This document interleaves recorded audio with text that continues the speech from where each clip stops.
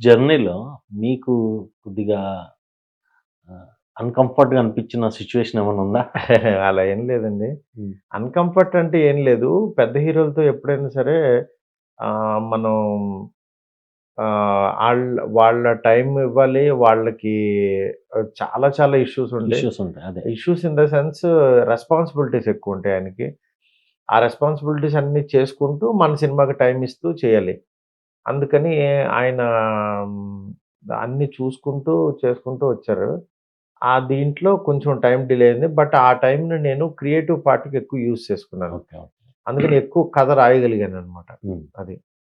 Okay. ఫైనల్‌గా మీరు చెప్తున్న సీన్‌లు బ్రేక్ ఆయనకి డెవలప్ చేసింది చెప్పేటప్పుడు ఆయన సజెషన్స్ ఎలా ఉంటాయసలు?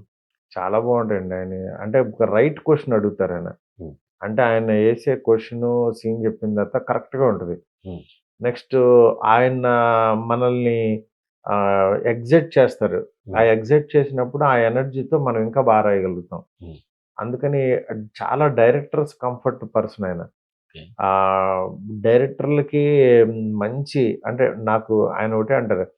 నాకు డైరెక్టర్లు అనుకుంటేనే నాకు మంచి హిట్ ఇవ్వగలుగుతారు అనేది ఆయన ఆబ్వియస్‌లీ. బిలీవ్ చేస్తారాయన. హ్మ్.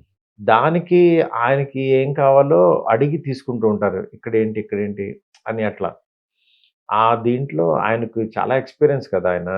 ఎందుకంటే ఈ మామూలు రేంజ్ నుంచి ఒక సూపర్ స్టార్ అయ్యి, pan India pan star India అయ్యి స్టార్ అయిపోయారు. ఇవాళ వరల్డ్ మొత్తం 'ప్రభాస్' సినిమా అంటే 'ప్రభాస్' అన్న పేరే బ్రాండ్ బ్రాండ్ అయిపోయింది. అయిపోయింది ఇప్పుడు. అసలు అందుకని ఆహ్, ఆయన సినిమా అంటే ఆ రెస్పాన్సిబిలిటీ ఉంటది కాబట్టి.